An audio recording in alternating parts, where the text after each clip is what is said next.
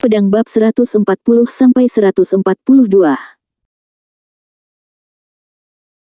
Lin Siwei, yang baru saja bangun, menatap pemandangan ini dan membatu lagi.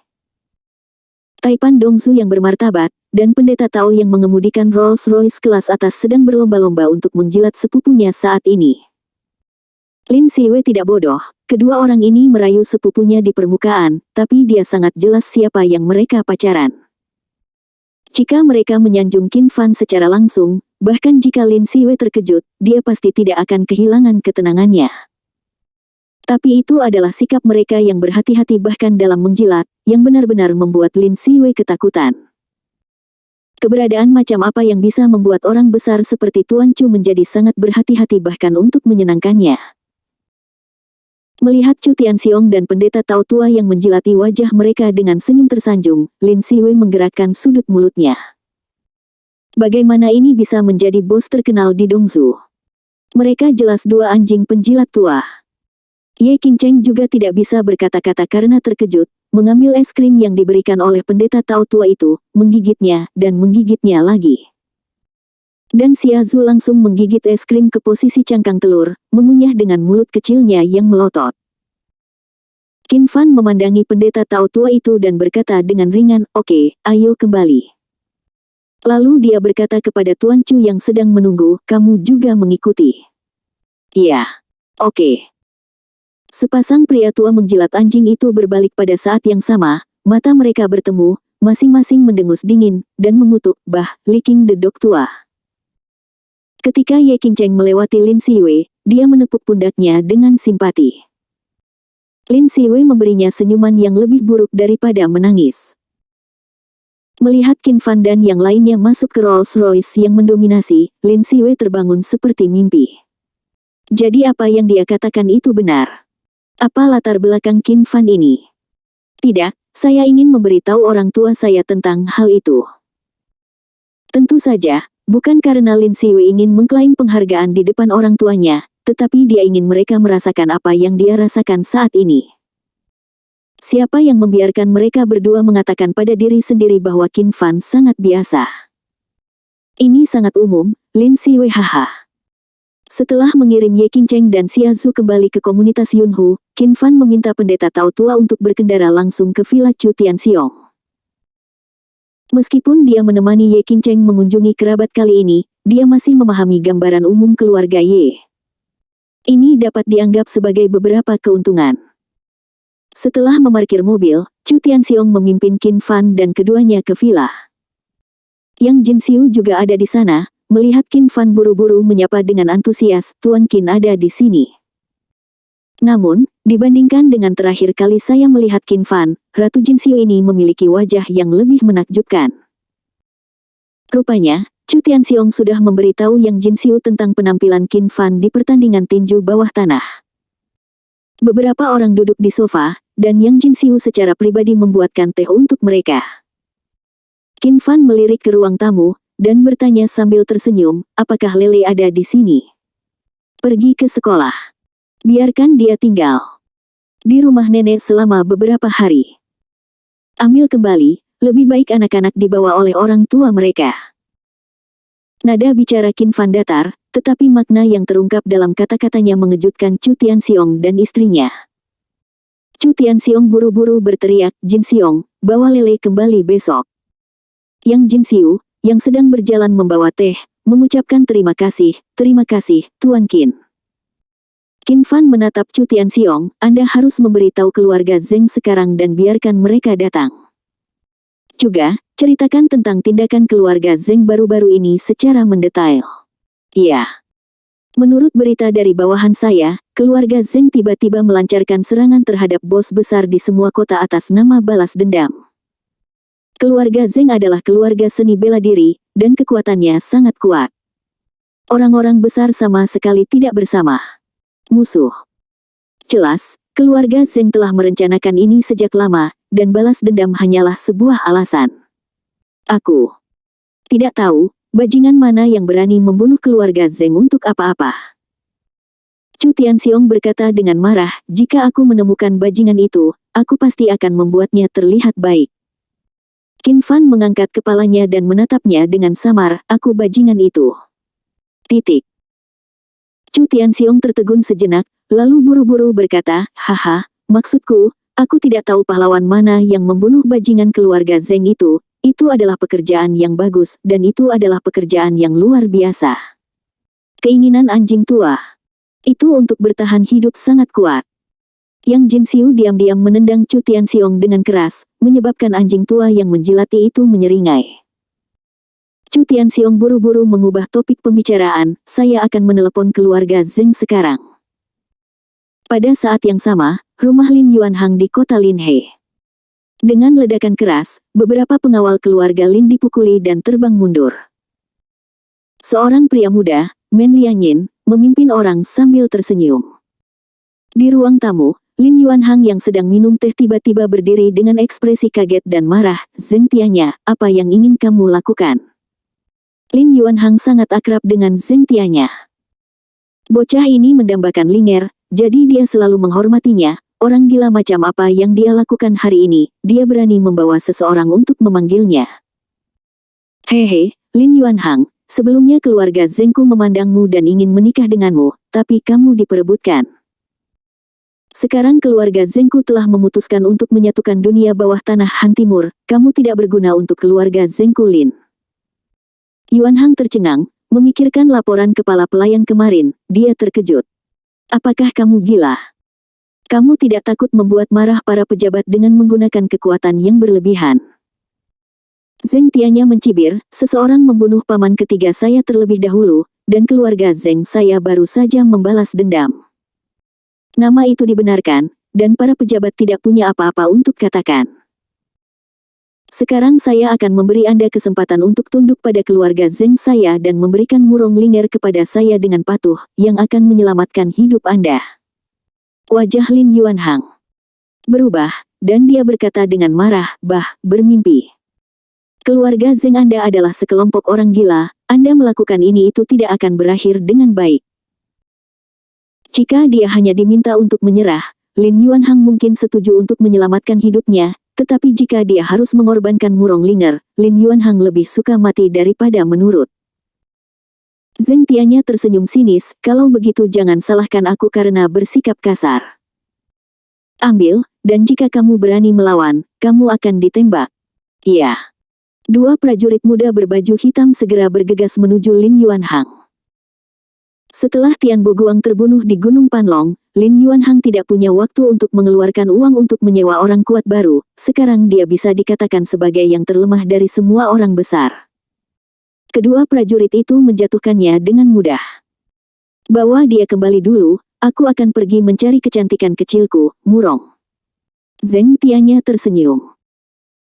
Zeng Tianya, izinkan saya memperingatkan Anda sebaiknya tidak memikirkan Linger, jika tidak, bahkan jika keluarga Zeng Anda adalah keluarga seni bela diri, Anda hanya akan menemui jalan buntu. Zeng Tianya tersenyum penuh kemenangan. Kamu ingin mengatakan bahwa Murong Linger sebenarnya dari keluarga Murong Jiangnan? Nona, kan? Ekspresi Lin Yuanhang berubah, bagaimana kamu tahu? Hehe, kamu mengatakan bahwa keluarga Zeng kita adalah keluarga seni bela diri, tetapi kamu telah mengabaikan kekuatan keluarga seni bela diri. Singkirkan. Tanda seru. Zeng Tianya melambaikan tangannya, dan dua bawahannya mengawal Lin Yuanhang pergi. Kemudian, Zeng Tianya mengeluarkan ponselnya dan menghubungi nomor Murong Linger. Linger, pamanmu memintamu untuk kembali, dia memiliki sesuatu yang penting untuk diberitahukan kepadamu. Murong Linger mendengar suara Zeng Tianya di telepon di taman bermain sekolah, dan wajahnya yang cantik menjadi jijik. Namun, Murong Linger yang berhati-hati bertanya dengan curiga, mengapa paman saya meminta Anda untuk menelepon saya? Bagaimana dengan orang lain? Zeng Tianya sudah memikirkan kata-katanya, dia sedang membicarakan sesuatu dengan ayah saya, dan dia sedang menunggu kamu untuk kembali. Murong Linger percaya sedikit, oke, aku akan kembali setelah sekolah. Pada pukul 7 malam, Chu Tianxiong baru saja menjamu Qin Fan untuk makan malam dan hendak minum teh setelah makan malam. Seorang lelaki tua berbaju hitam dan dua bawahannya menendang gerbang villa Chu Tianxiong, dan berjalan ke halaman dengan senyum gelap di wajahnya. Tangan Yang Jinxiu yang meletakkan daun teh sedikit bergetar, dan daun teh yang berharga berserakan di atas meja. Tuan Yang, pegang erat-erat, kata Qin Fan dengan senyum tipis. Maaf, saya membuat Tuan Qin tertawa. Yang Jinxiu memaksa dirinya untuk tidak melihat keluarga Zeng di halaman, tetapi dia diam-diam terkejut. Tuan Qin sangat tenang di usia yang begitu muda, hanya keadaan ini pikiran jauh dari manusia bisa dan... 3 anggota keluarga Zeng berdiri di depan pintu ruang tamu, memandangi orang-orang yang duduk di sekitar meja kopi di ruang tamu. Kepala lelaki tua itu mencibir, Tuan Chu, apakah lelaki tua ini Tuan yang Anda undang? Chu Tianxiong hendak berdiri, tetapi ditatap oleh Qin Fan, minum teh. Saat dia berbicara, Qin Fan mengambil secangkir teh dan meletakkannya di depan hidungnya untuk menciumnya. Iya.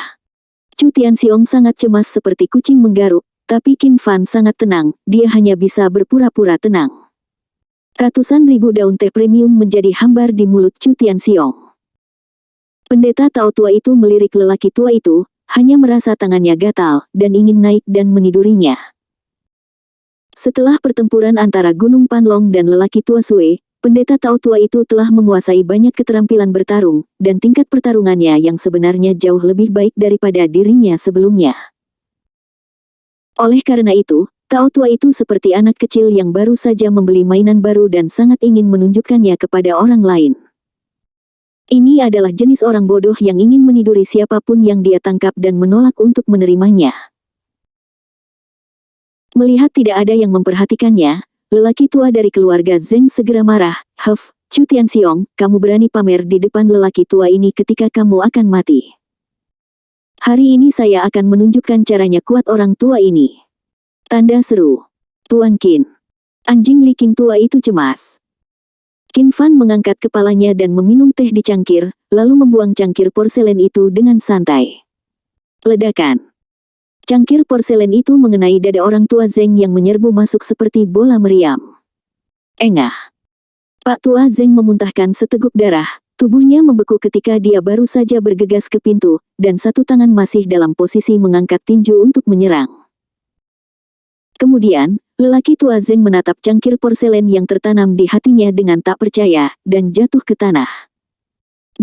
Apakah dia sudah mati? Chu Tianxiong tampak bingung. Bukankah Tuan Han mengatakan bahwa dia sangat kuat? Bukankah dia master kesuksesan rumah tangga? Dia meninggal seperti ini. Mati. Qin Fan mengangguk, seolah menjelaskan keraguan Chu Tianxiong. Sesederhana itu. Sesederhana itu. Qin Fan mengambil cangkir teh lagi dari nampan teh tempat King Long bermain, dan terus minum teh. Kedua pemuda yang dibawa oleh lelaki tua Zeng melarikan diri dengan tergesa-gesa setelah beberapa saat tertegun. Chu Tianxiong berkata dengan cemas, jangan biarkan mereka lari. Qin Fan berkata dengan datar, biarkan mereka pergi, 2 orang kecil, tidak masalah. Ya, Tuan Qin sedang hamil, ayo, tolong minum teh. Kata Qin Fan jika Anda tidak mengejarnya, maka Chu Tianxiong tidak akan pernah berani mengejarnya. Anjing penjilat tua lebih yakin dengan idenya sendiri, selama dia menjilat Tuan Qin dengan baik, dia akan mendapatkan semua yang dia inginkan pada akhirnya. Pendeta Tao tua itu sedikit putus asa, dan memandangi tubuh lelaki tua Zeng dengan ekspresi jijik. Dengan kekuatan kecil ini, dia berani keluar dan menunjukkan rasa malu. Saya belum cukup. Saat ini, ponsel Chu Tianxiong berdering. Maaf, saya mendapat telepon. Saat dia berbicara, dia berjalan ke samping, dan Yang Jinxiu datang untuk menghibur Qin Fan. Beberapa menit kemudian, Chu Tianxiong kembali.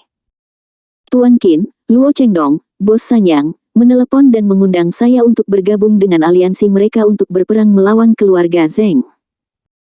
Qin Fan mengangkat kepalanya, siapa yang ada di aliansinya? Qi Qianhe, orang terkaya di Qingyang, Bos King Su Chen Heida, dan Bos Luo Shen Fang Tianlong. Gabungan 4 bos besar ini tidak lemah. Termasuk saya, 5 kota di seluruh wilayah Handong ini belum diambil oleh keluarga Zeng untuk saat ini. Namun, menurut makna yang terungkap dalam kata-kata Luo Chengdong, pendapat mereka berempat tidak bersatu.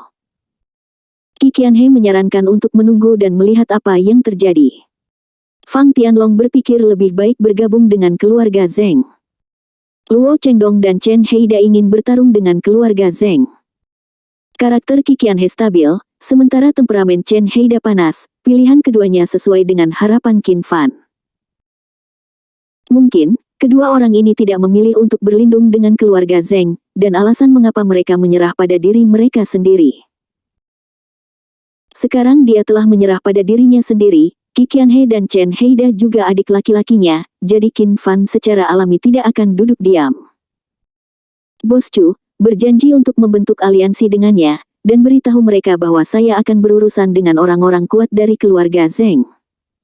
Chu Tianxiong sangat gembira. Oke, saya akan segera menelepon Broter Luo.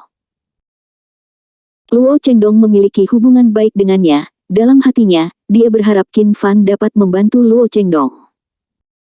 Di sebuah villa di kota Sanyang, Luo Chengdong, yang berusia 40-an, duduk di depan aula dengan ekspresi sedih di wajahnya. Bos Luo ini sedang menghadapi keputusan sulit dalam hidupnya. Selanjutnya adalah pasangan putra dan putrinya sendiri, Luo Beichen dan Luo Li, serta beberapa keturunan langsung dari keluarga Luo. Chu Tianxiong baru saja menjawab. Dia setuju untuk membentuk aliansi dengan kami untuk berurusan dengan keluarga Zheng. Dia juga mengatakan bahwa ada ahli untuk membantu kami menangani keluarga Zheng yang kuat. Mereka harus bisa datang dalam waktu singkat. Sementara, sejujurnya, untuk Chu Luo Chengdong tidak percaya kata ahli Tianxiong. Kalau tidak, dia pasti sudah mengambil jaminan sekarang, jadi dia tidak perlu khawatir tentang itu di sini. Luo Beichen sedikit mengernyit, berdiri dan berkata dengan wajah serius, "Ayah, meskipun saya tidak ingin tunduk pada keluarga Zheng, tetapi melalui pertempuran dengan bawahan keluarga Zheng, saya mengerti bahwa kita jauh dari musuh keluarga Zheng. Kami benar-benar tidak bisa melawan keluarga seni bela diri." Luo Li juga berdiri dan membujuk, "Ayah, meskipun kakakku tidak memiliki keterampilan, dia juga presiden klub olahraga Serigala Hitam. Dia tahu kekuatan seniman bela diri lebih baik dari kita. Dengarkan, dia itu benar. Sudah menjadi tuan yang hebat di matanya.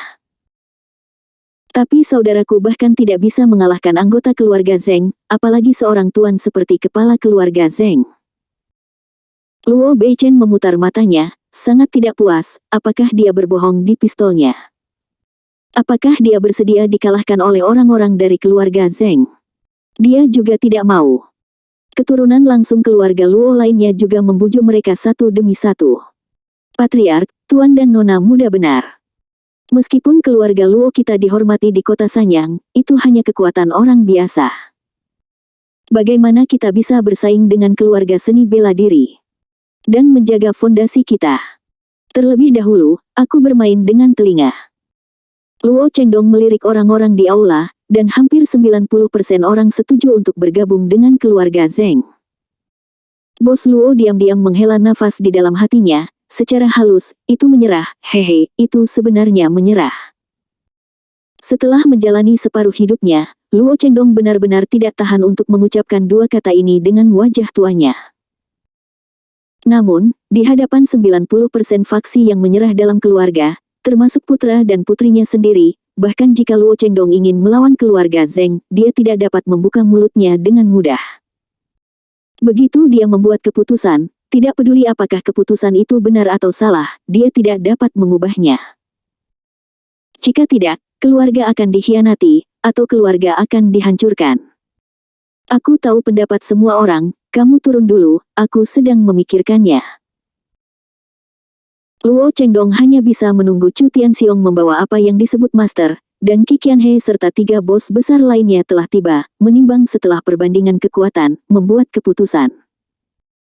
Murong Linger bergegas ke rumah pamannya sepulang sekolah. Pada pukul 8 malam, Murong Linger, mengenakan rok panjang dan dengan sikap glamor, berjalan ke gerbang Villa Lin Yuan Hang tanpa curiga. Dentang.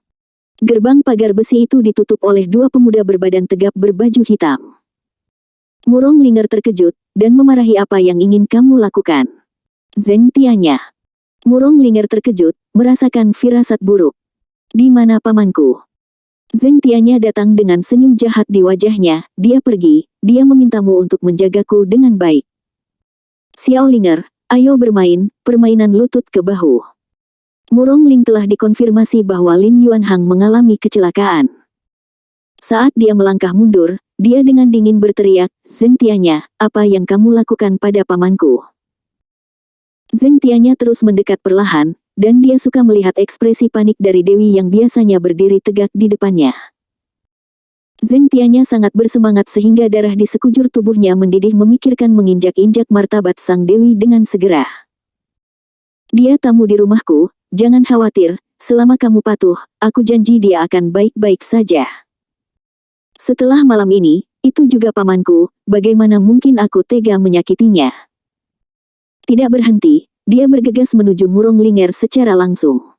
"Jangan datang ke sini."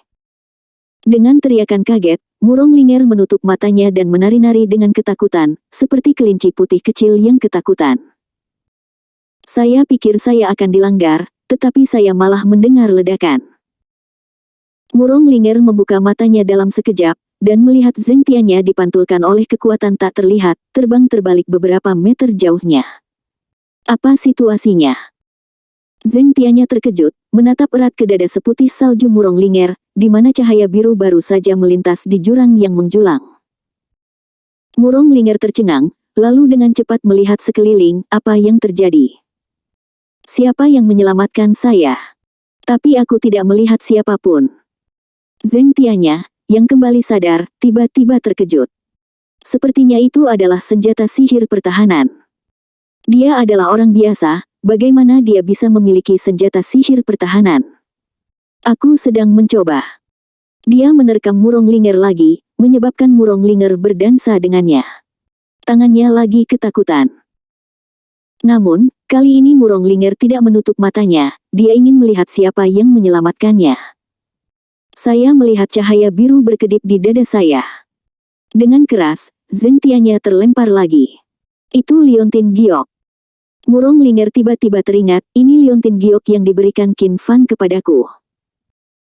Dia meraih Liontin Giok di tangannya karena terkejut, dan hatinya yang panik tiba-tiba menjadi tenang tanpa bisa dijelaskan. Sama seperti orang yang tenggelam tiba-tiba mendapat cincin renang.